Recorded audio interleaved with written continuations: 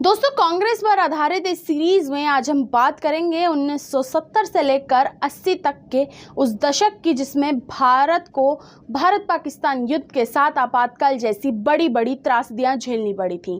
केंद्रीय सरकार के तानाशाही व्यवहार ने देश को फिर से ब्रिटिश हुकूमत की याद दिला दी। तो आइए दोस्तों, आज के इस वीडियो पर नजर डालते हैं 1970 से 80 के बीच उन सभी घटनाओं पर जिन्हें कांग्रेस ने अंजाम दिया था। नमस्कार दोस्तों, मैं समीक्षा कपूर और आप देख रहे हैं प्रलय टीवी।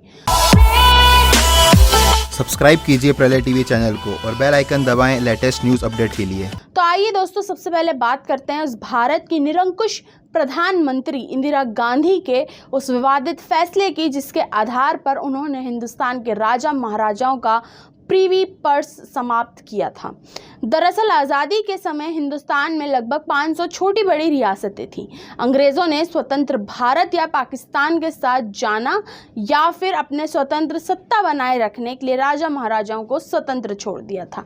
तब कई राजाओं ने स्वतंत्र भारत में अपने लिए विशेष अधिकार मांगकर अपनी विशेष स्थिति बनाए रखने की बात कही, परंतु संविधान सभा भारत में विधि के समक्ष समानता और समान नागरिक संहिता की बात कर रही थी। इसीलिए किसी भी असहज स्थिति से बचने के लिए उसने समझौतावादी नीति का आवंटन किया गया।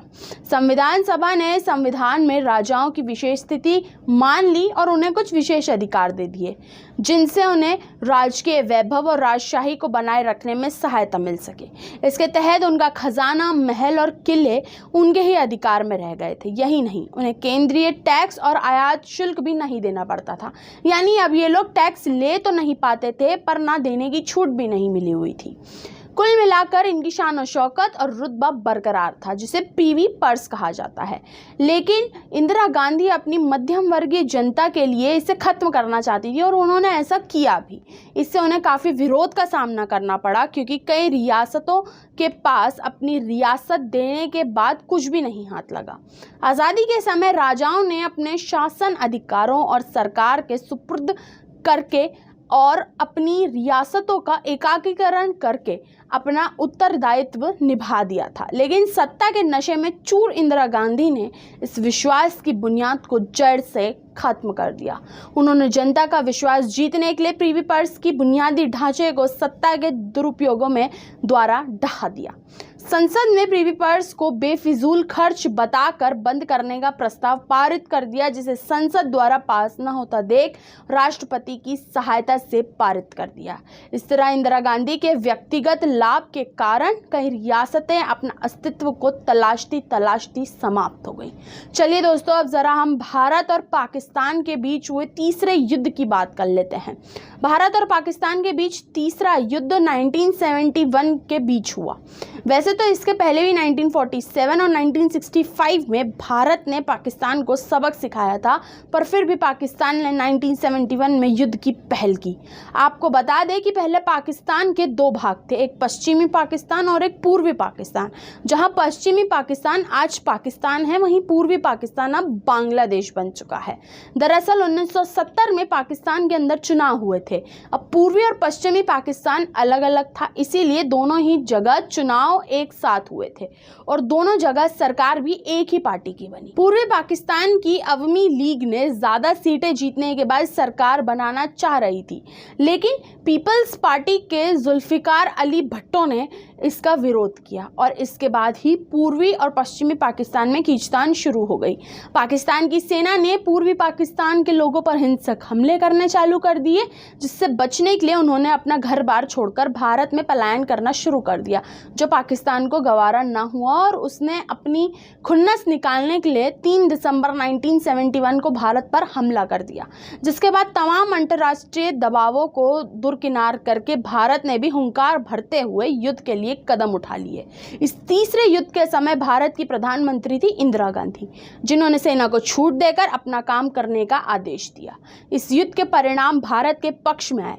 भारत ने पाकिस्तान को मुंह के बल गिरा दिया और युद्ध जीतकर पाकिस्तान को 2 टुकड़े कर दिए, जिससे बांग्लादेश का जन्म हुआ, जहां भारत के पास अपना पुराना बंगाल लेने का पूरा मौका था, जिसे लेने में वो चूक गया।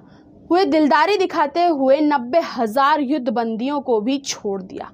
पर शांति का ये फरमान पाकिस्तान को सिर्फ अपने मतलब तक ही रास आया। उसके बाद से अब तक उसकी नापाक हरकतें और आतंकवाद आज तक जारी हैं। लेकिन यहाँ इंदिरा गांधी की भी तारीफ करनी होगी, जिन्होंने अमद्य साहस और सूझबूझ का परिचय देते हुए भारत के मान सम्मान और स्वाभिमान को बरकरार रखा।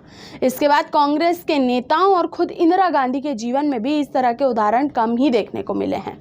चलिए अब जरा भारतीय इतिहास के उस विवादास्पद बजट की भी बात कर ली जाए, जिसे भारत का एकमात्र बजट ब्लैक बजट कहा जाता है।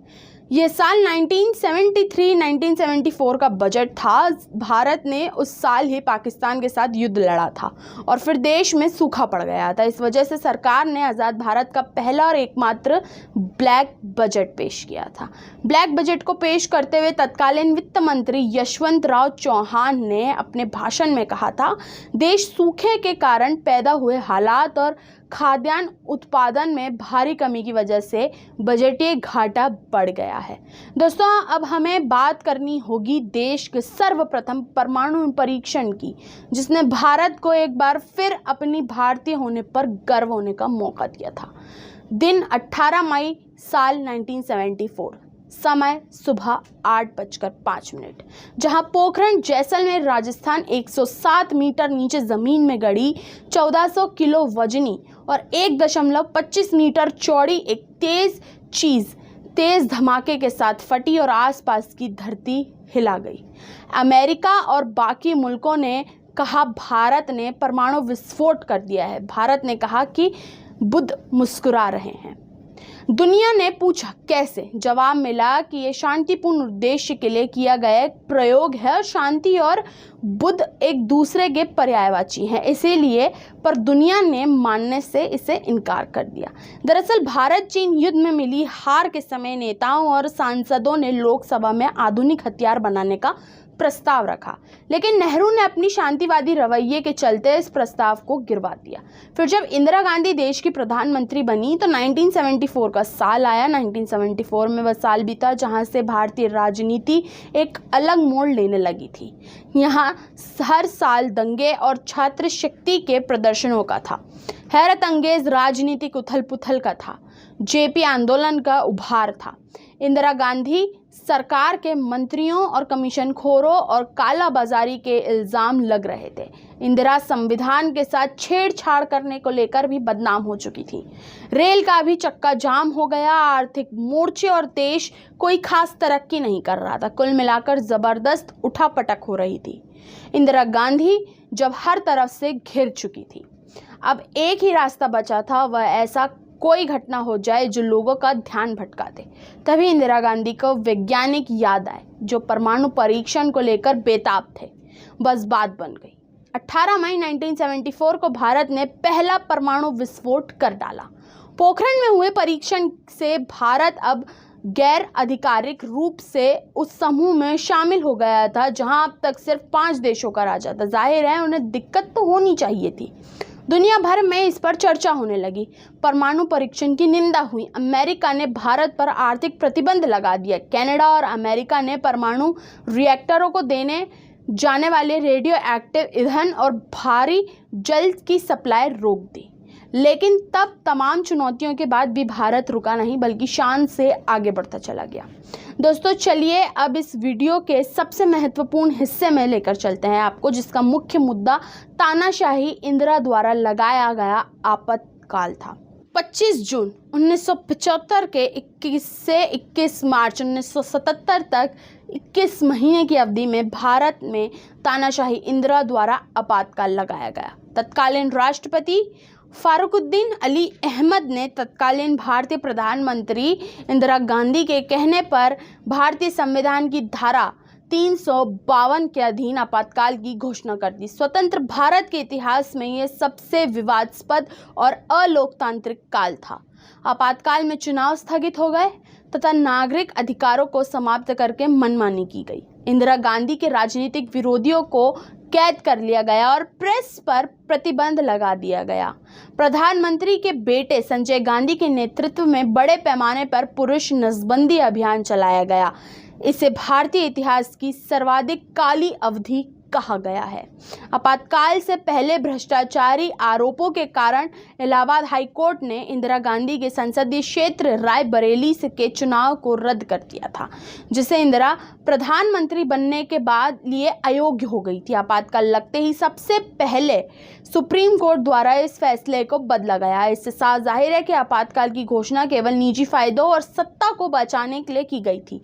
इसीलिए इंदिरा गांधी ने जब राष्ट्रपति से आपातकाल की घोषणा करने का अनुरोध किया तो उन्होंने अपने मंत्रिमंडल तक की सलाह तक नहीं ली।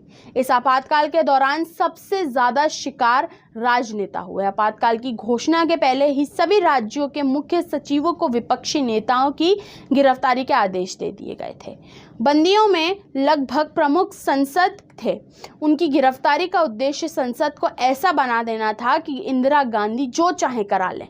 उन दिनों कांग्रेस को अपनी पार्टी में भी विरोध का डर पैदा हो गया था। साधारण कार्यकर्ताओं की बात जाने दीजिए, बड़े नेताओं की गिरफ्तारी की सूचना भी उनके रिश्तेदारों और मित्रों सहयोगियों को नहीं दी गई थी।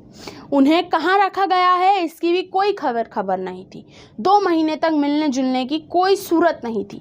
बंदियों को तंग करने और उन्हें अकेले में रखने, इलाज न कराने और शाम 6 बजे से ही उन्हें कोठरी में बंद कर देने के सैकड़ों उदाहरण हैं। आपातकाल के पहले हफ्ते में ही करीब 15,000 लोगों को बंदी बनाया गया था। हवालातों में पुलिस दमन के शिकार अक्सर वो कार्यकर्ता हुए जो सत्याग्रह का संचालन करते हुए प्रचार सामग्री तैयार करते हुए बांटते थे। पुलिस अत्याचारों की बहुत सी मिसालें हैं। सत्याग्रहियों और भूमिगत कार्यकर्ताओं को उनके सहयोगी के नाम जानने और ठिकानों का पता लगाना, उनके कामकाज की जानकारी हासिल करने के लिए उद्देश्य से बहुत तंग किया गया। केरल के राजन को तो मशीन के पाटों के बीच दबाया गया था, उसकी हड्डियां तक को तोड़ डाला था। दिल्ली के जसवीर सिंह को उल्टा लटका कर उसके बाल नोचे गए और ऐसे ही लोगों के साथ बहुत सारी क्रूरता की गई जिसका कोई प्रमाण ही न रहे। बेंगलोर में लॉरेंस फर्नांडिस की इतनी पिटाई की गई कि वह सालों तक सीधे खड़े भी नहीं हो पाए। 1 नवंबर 1975 को राष्ट्रमंडल सम्मेलन में जिन छात्रों ने पर्चे बांटे उन्हें ही बुरी तरीके से पीटा गया। इस दौरान 2 क्रांतिकारियों कौशत्य गौड़ और भुमैया को फांसी दे दी गई। इसके अलावा कई तरीकों के कानून भी रद्द कर दिए गए, फिर उन्होंने अपनी मर्जी के मुताबिक बदल भी दिए। भारतीय संविधान द्वारा नागरिकों को दिए गए मौलिक अधिकार भी छीन लिए गए। इस तरह आपातकाल के दौरान सरकार ने जीवन के हर क्षेत्र में आतंक का माहौल पैदा कर दिया था। इन सभी काले कारनामों के कारण जनता ने 1977 में एकजुट होकर न केवल कांग्रेस बल्कि इंदिरा गांधी को भी धूल चटा दी, बल्कि लोकतंत्र में अपनी आस्था का सबूत भी दिया। हालांकि आपातकाल के इस पूरे दौर में संजय की भूमिका बेहद दिलचस्प रही थी, क्योंकि जो काम नेहरू गांधी परिवार में कोई न कर पाया था वो काम सिर्फ संजय गांधी ने करके दिखाया है। जी हाँ, वो संजय गांधी ही थे जिन्होंने देश की भलाई को ध्यान में रखते हुए कई अहम और कड़े फैसले लिए, जिसमें अल्पसंख्यकों की नसबंदी भी शामिल थी। हम जानते हैं कि गांधी नेहरू परिवार के सदस्यों ने हमेशा से ही सत्तामुख सर्वोपरि का मूल मंत्र ही काम में लिया है और देश और जनता के हानि लाभ से उन्हें कोई मतलब नहीं है। लेकिन संजय गांधी उनमें से नहीं थे। उन्होंने भारतीय जनता के लिए न सिर्फ कड़े फैसले लिए बल्कि उनमें अमल करवाने का भी काम किया। हालांकि इंदिरा सरकार के द्वारा लगाए गए क्रूर आपातकाल के पीछे संजय गांधी का भी हाथ था, लेकिन उन्होंने जिस तरह जनसंख्या का हवाला देते हुए अल्पसंख्यकों की नसबंदी की थी उससे उनके दूर दृष्टिवादी होने का परिचय मिलता है। इसके बाद साल आया 1976 जिसमें इंदिरा गांधी की सरकार ने भारत के इतिहास का सबसे विवादित काम कर डाला। 42वें संविधान संशोधन के नाम से जानते हैं जिसे हम 1976 के आपातकाल के दौरान इस संशोधन में न्यायपालिका से सभी महत्वपूर्ण शक्तियां छीनकर संसद को दे दी गई। इस संशोधन में किसी भी आधार पर संसद के फैसले को न्यायालय में चुनौती नहीं दी जा सकती थी। साथ ही सांसदों एवं विधायकों की सदस्यता को भी न्यायालय में चुनौती नहीं दी जा सकती थी। किसी विवाद की स्थिति में उनकी सदस्यता पर फैसले लेने का अधिकार संसद की चयन समिति और राष्ट्रपति को दे दिया गया। दुनिया के सबसे बड़े लोकतांत्रिक संविधान में हुए संशोधन को कई एक तानाशाही संशोधन के रूप में भी देखा गया, क्योंकि इसने देश को गणतंत्र और लोकतांत्रिक होने का अधिकार छीन लिया था। आपातकाल के दौरान भारतीय संविधान में हुए संशोधनों में यह 5वां था और इसके चलते संविधान को कॉन्स्टिट्यूशन ऑफ इंदिरा यानी इंदिरा का संविधान कहा जाने लगा था। इसमें यह प्रावधान था कि सरकार जब भी चाहे तब किसी भी व्यक्ति उसके मौलिक अधिकारों तक के वंचित रह सकती है। इसके साथ ही संशोधन में न्यायपालिका को पूरी तरह से बौना कर दिया था। वहीं विधायिका को अपार शक्तियां दे दी गई थीं। अब केंद्र सरकार को भी यह शक्ति थी कि वह किसी भी राज्य में कानून व्यवस्था बनाए रखने के नाम पर कभी भी सैन्य या पुलिस बल भेज सकती है। साथ ही राज्यों के अधिकारों को केंद्र सरकार के अधिकार क्षेत्र में डाल दिया गया था।